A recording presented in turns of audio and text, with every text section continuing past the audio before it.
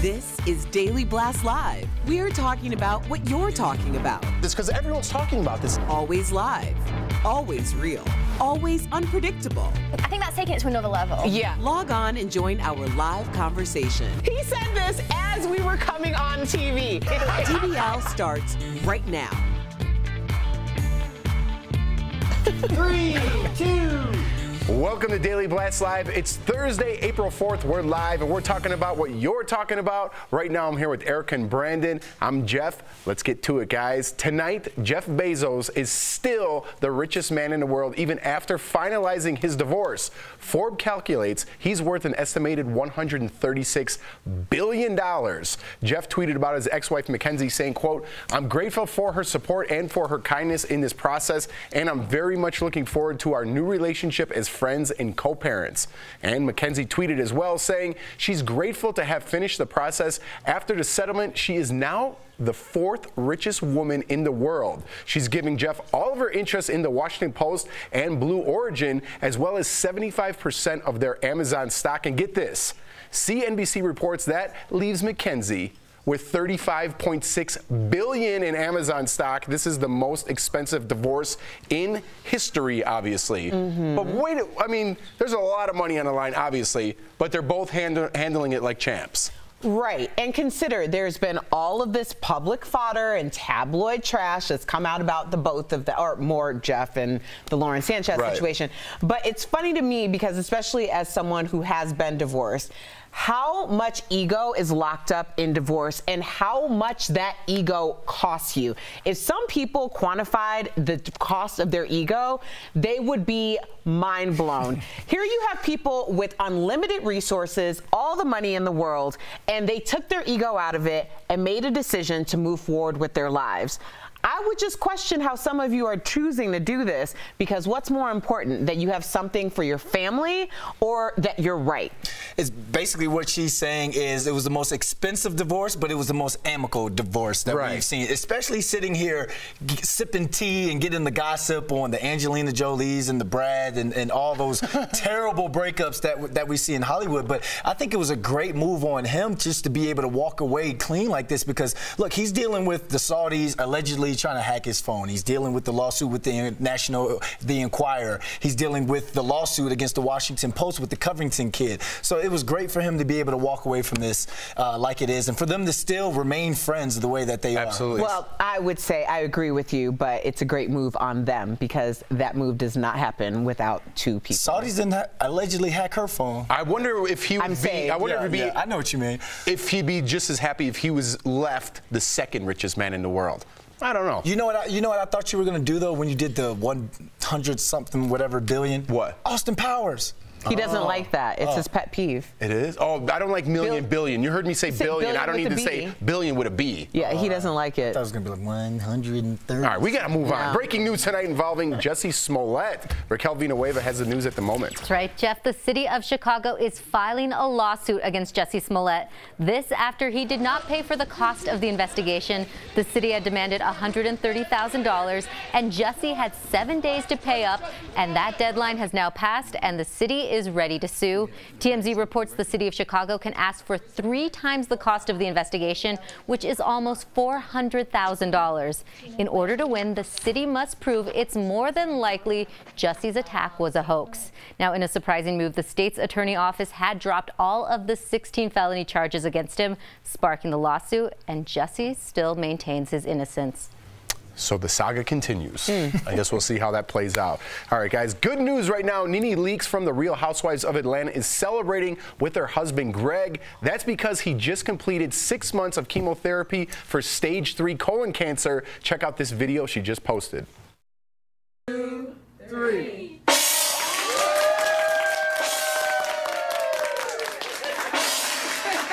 Nina wishes you the best. And she said she'll see you when you come back and follow up. Absolutely. Yes. Thank you all. That's great. They're celebrating in housewife styles with a giant feast and lots of friends. NeNe says, quote, "It's been a long, emotional ride for our entire family." It's good to see that. A lot of times, NeNe in the tabloids, she gets the short end of the stick, let's just say, but it's good to see something good in the news about NeNe. Yeah, this was a no-win for her because obviously her husband's sick. They were having issues, which she doesn't seem to dispute. And if you're having issues and then someone falls ill, it is your responsibility. I mean, I would definitely feel like if that happened to my husband, knock on wood, I would feel it's my responsibility regardless of what's happening. Absolutely. So I'm glad that he's doing well, and they've been very transparent with their journey. I'm sure it helped a lot of people. Absolutely. And, you know, she was saying that how they had to sleep in separate rooms because he was afraid that the radiation could get to her or whatever. And she was like, that's never happened before. They've never done that. So for her to stick by the side, I feel like she should be there with them. Like, she should hit the gong as well, you know, because I know that's something that's just left for the people who complete the chemo treatment. But for you to be by someone like that, canceling comedy shows to be by that lover's side or that family side or that friend's side, it's like you both beat it together. And letting your life play out on reality television, it's got to be stressful for sure. All right, guys, I'm excited. The countdown is on. There it is. Listen to the music. The final season of Game of Thrones is only 10 days away, and the hype is real. A lot of us here are excited about the final season. Some more than others, I should say. And last night, all the show's stars hit the red carpet in New York City like Sophie Turner, Maisie Williams, and Emilia Clarke. But Lena Headey couldn't make it. She posted this on Instagram saying she is gutted and heartbroken she wasn't able to attend, saying she's not feeling well, she's sick. And everyone is talking about this photo. Joe Jonas posted it on Instagram. This is Sansa is back with Joffrey. Do you see that? No. Oh, for those of you who don't watch the show, this is a big deal because Jack Gleason's character was killed off earlier in the show, and Sophie Turner was his wife. What? Is this a crazy amount of hype for a TV show, or did you expect this from the Game of Thrones final season? I think this is just scratching the surface. We need more. This is a crazy amount of hype. I was not expecting this. That's what I'm saying. I need like a dragon to come in here. They need to do a premiere in Denver so we could go. We could be on the red carpet, ask questions, and you know, get to see the premiere, get to see what's going on. But I'd be one of those people who would see Joffrey or Jack Gleason and be like, hey, you're a little punk. You know that? I'd be one of those people because I hate that character I'm sure so that much. happens. I'm sure that happens. And did you know Migos and Mountain Dew came together, and Migos makes a remix of the opening song? You guys should check that video out. I got to check it out. It's a lot of... Now I just want to leave the show and check it out. That's a great interpretation. The Game of Thrones cast also brought some fierce fashion to the red carpet. Our resident fashionista, Stephanie Jones, has the night's most memorable looks. Take it away, Steph.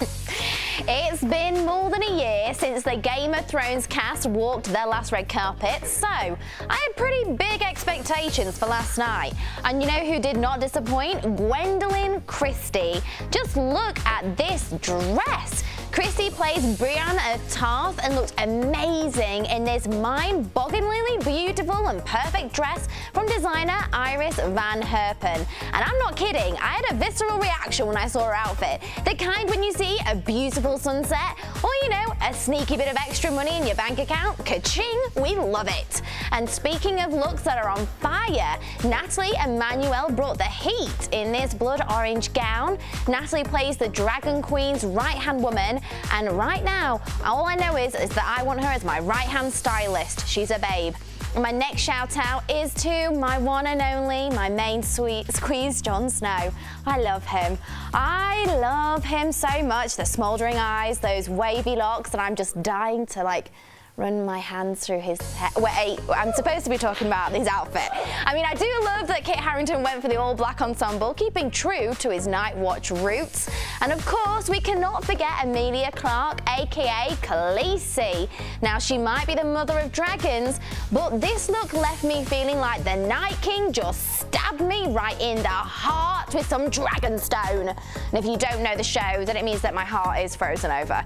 I mean, there's no pop of colour, no excitement, no drama, and that's what I want from Game of Thrones. Drama, even if it's just on the red carpet. I mean, how are we going to impress Erica Cobb without a bit of pizzazz, Khaleesi? Steph, how would you run your fingers through Jon Snow's hair? Oh, my love, I would just be like straight. I'd happily help him get ready for that red carpet. I love him.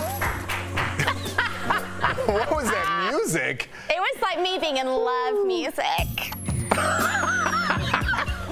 I don't know if that's being in love music. I'm just going to keep it at that. DBL is live. We'll bring you breaking news as soon as it happens. And coming up, music icon Celine Dion makes a big announcement. We're going to tell you all about it. And his 16-year-old is touring with the Backstreet Boys. You'll want to hear his special connection to the band next in Music News.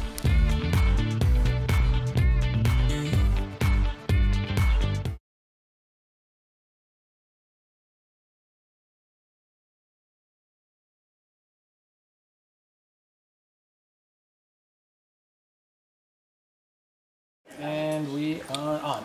A huge DBL shout out to Nene Leakes' husband Greg, who beat cancer. As an older brother of a little sister who beat cancer, and watching her hit that gong, or it was something else at Johns Hopkins Medical Center when she did it.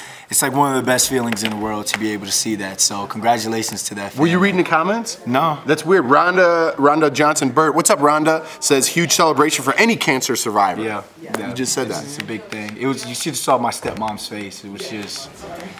I don't know. It's just a blessing, man. Oh, It's really Cheryl a blessing. Hannah says sorry, but I'm with Erica. Can't get into the Game of Thrones either. What? Hey, Cheryl. But you'd We watch- should hang out. Yeah. Hey, Cheryl, what are you doing Sunday? Because everyone else will be having amazing time. Well, next Sunday, I should say. Yeah. And Erica. I'm sure we can figure out a way to have an amazing time, Cheryl. What else Like, is we don't on have to be TV watching. on a Sunday afternoon? There's Life. Okay. It is getting nicer here in Denver. But I don't want to get in. I used to watch. Do you watch The Walking Dead? No. The first episode with a guy where there was a little zombie girl and then the sheriff shot her. I was like, I'm not watching this. It's like over now. It's like the half season. I can't believe I watched that show. I'm so mad at myself. Anyways, that used to be on Sundays, but it's not on. It's so stupid. I hate myself. You didn't watch the entire thing? Yeah, but it just ended. I'm all caught up. But they have like a half season finale, and it picks up again. So I don't know. I don't you even kind of care. know the shows that I like. Would you you think I would like that? First of all, if you watch it on Netflix, you'll watch like 3 seasons, like nonstop, because it's super good. And then it's just like the rest of the episodes from season 3 till now are Rick, and he's like, oh, I'm gonna kill you, and he's got blood on his face and he's sweating, and that's pretty much the whole. Is that the sheriff, the cop? Yeah. Sounds riveting. So he's still alive. But well, is he? Yeah. No spoilers.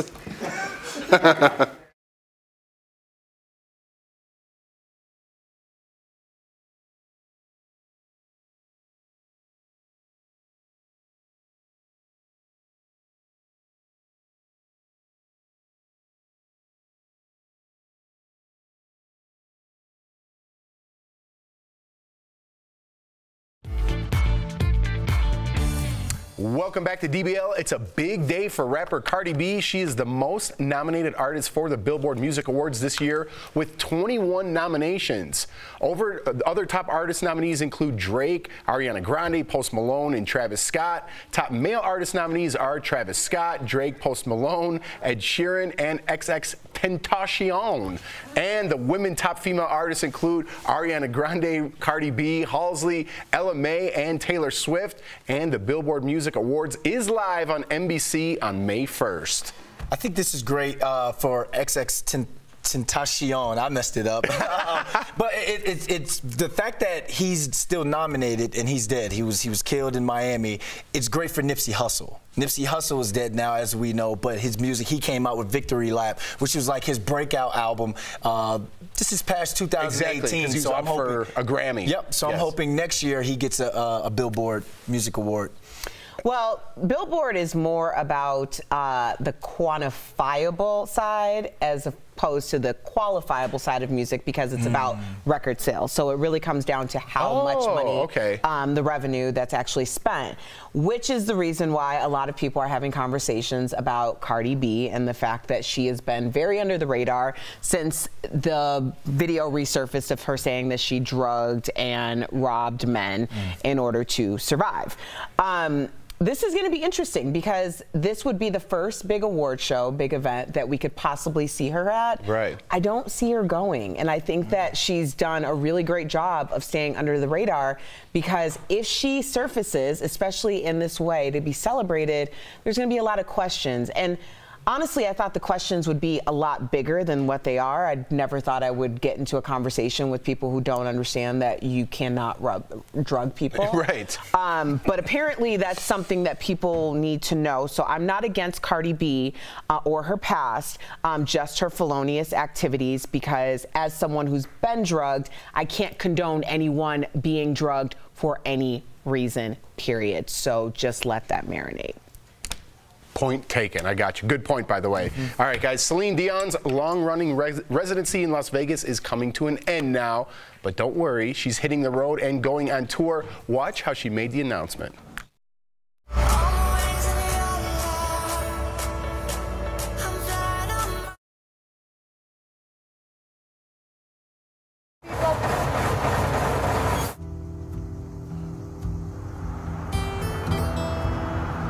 Let's hit it, girls. Every night in my dream. Nice hat. Celine's show has been at Caesars Palace since 2011. You can catch her last show in Vegas on June 8th. Good luck getting tickets. And her Courage World Tour starts this fall. All right, there you go. She's out of Vegas. She's hitting the road. Yeah. I actually love Celine Dion, probably she's like a disproportionate amount of more than I should. I mean, she's extremely talented. But yes, and her Vegas residency, I've never been to the residency, but I did see the traveling show.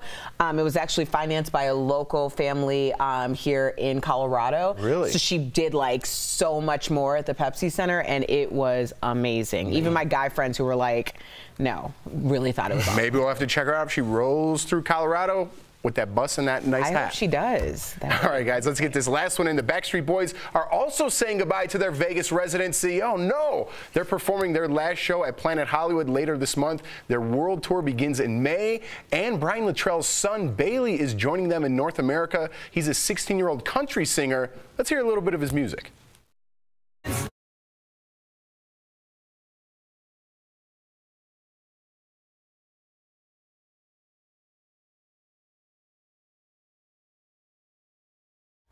All right, I like the Backstreet Boys, and he's growing on me. Little Littrell, little Backstreet baby. I honestly don't have a problem with this. I know that people are saying it's nepotism at its finest, and I agree. Would he have opened for the Backstreet Boys if his dad wasn't on the band or in the band?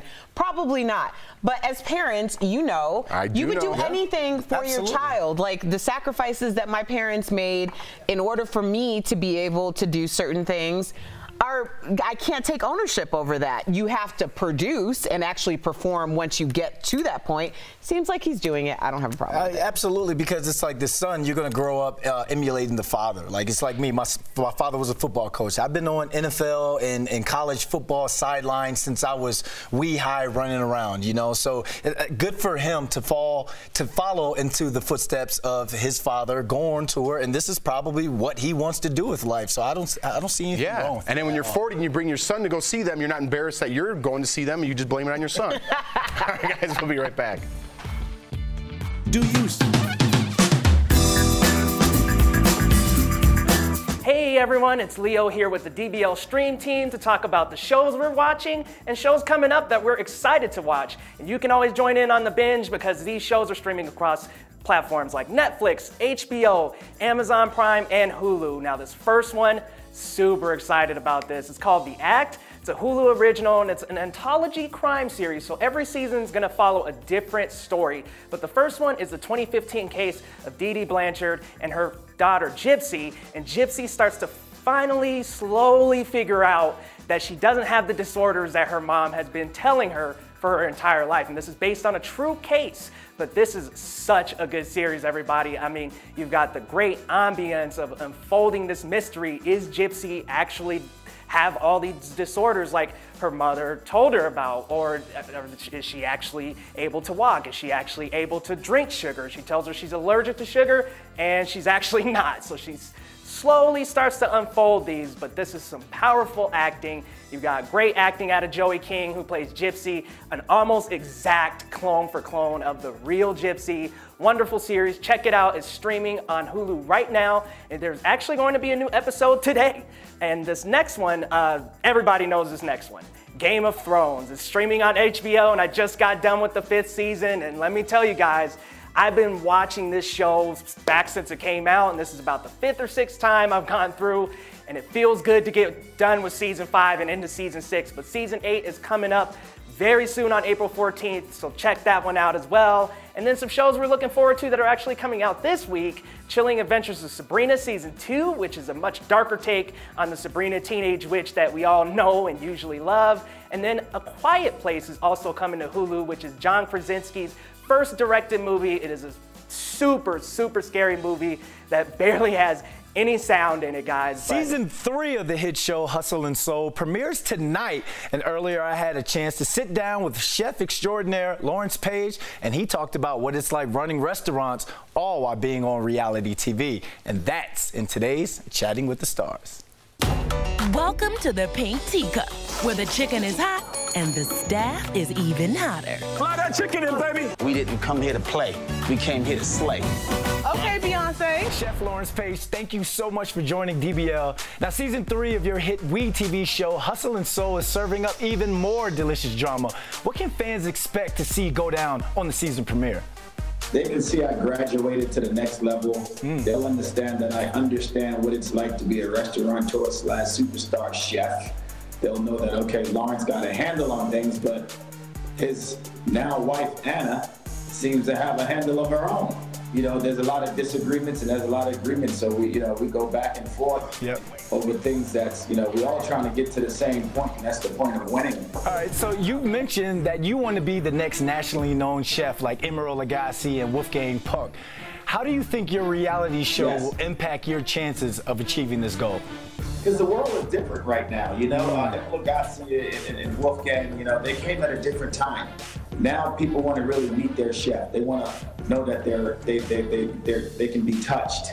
So I'm just going to be the type of guy that I am on television, that I am when I meet my customers, and I think they appreciate that more. Let's go back to your childhood. Let's get some of this backstory. Now, your mom taught you how to cook, and you said that kept you out of trouble. Can you talk about some of the memories you had in the kitchen from your childhood? I used to sit down and watch her cook collard greens, fried chicken, and she didn't understand why until now. You know what I mean? She never got that it was always in me to be humble as she is, and always try to be what she is. You were mentioning the sweet potato pies and all that good soul food. So in your opinion, as a chef, what is it about a good soul food meal that just brings people together? And is there a secret you can share with DBL? You know what it is? I figured it out after all these years. It's not going to culinary school, and it's not being taught. And my mother always told me, she said, you can't buy soul. It's in you. She said, you got to find your way to it and love it, and it'll love you back. Well, you know what? Thanks, Chef Lawrence Page, for joining DBL. It was an absolute pleasure speaking with you, sir. Thank you. We're opening up in Atlanta also, so Atlanta will be opening up probably in another month or two. So if you're in Atlanta, stop down at the Pink Teacup in Atlanta in College Park. Thank you. Thank you. Thank you for having me. Oh my gosh, I'm so hungry right now. We'll be right back.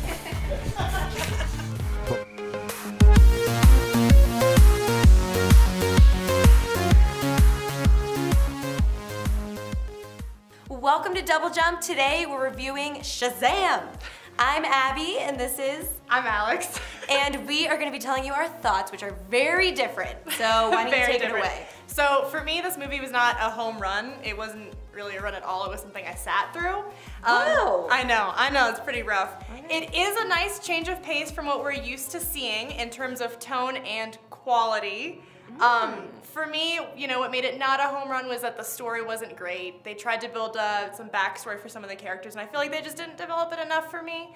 Oh, really? I know, yeah. That was like one of my favorite parts. What? The backstory. That like really brought me in. I feel like they didn't try. They thought about it, and then they just gave up halfway through. Well, I mean, yeah, I guess, the parents bit has been done before. Yeah, I do think for a younger audience, though, this has a really good appeal. It does have, there's some really goofy jokes that land. There's some really oh, I'm a kid jokes that are really great. And so for that, I enjoyed that part. It was fun. Wow. I know. Harsh review. Yeah, no, not great. Okay, so I had a totally different opinion. I loved seeing this movie, but I don't know if my expectations might have been a little bit different. I don't know if maybe it got hyped up a little more for you. I don't know if it was the hype. I just thought that there was going to be more story behind it, especially like after the first 5-10 minutes of, you know, the first couple scenes. I was like, oh, this is the tone the movie's gonna take. We're really gonna get into this. And then we just didn't. It just didn't go where, you know, I wanted it to go. Oh my God, okay, so it went totally the way I wanted it to go. I thought it was funny. I liked the backstory. I got really like invested in those characters, but I also like am very easy to please. I don't know. I think I'm just very difficult to please. I really liked it until there was one part towards the end where I was like, come on, really? Which you guys will know when you see. I'm sure I agree with you. My review is that you should go see it in theaters because I think some of the action and that kind of stuff is worth it to see on the big screen. You know, I'm actually gonna strangely agree with you just because I was like one of 2 people in the entire theater who like wasn't digging it. So you know what? Go see it in theaters. Even if you don't like it, everyone else's happiness is gonna make you happier. Yeah, take your kids this weekend. It's a great one to see with them, and we'll see you next time.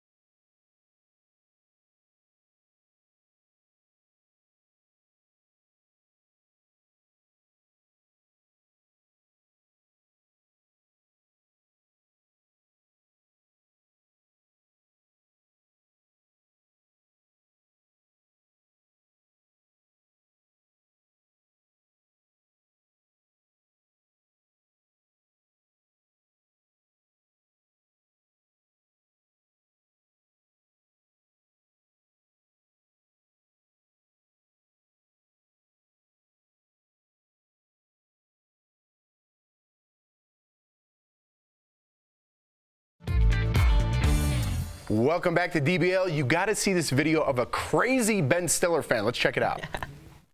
Oh my God! No! Necesito una foto y un video para mis tíos! No! Mi pelo,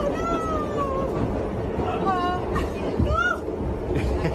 Give me a video for me. Hey, here. Am I? And she even took her rollers out to get a picture with Ben. That's a hardcore fan right there. Erica, you should be used to it by now, right?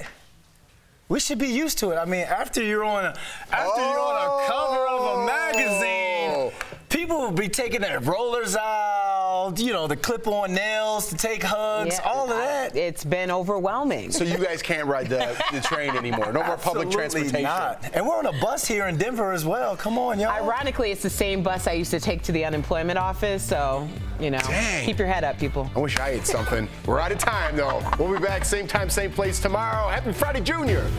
Yeah.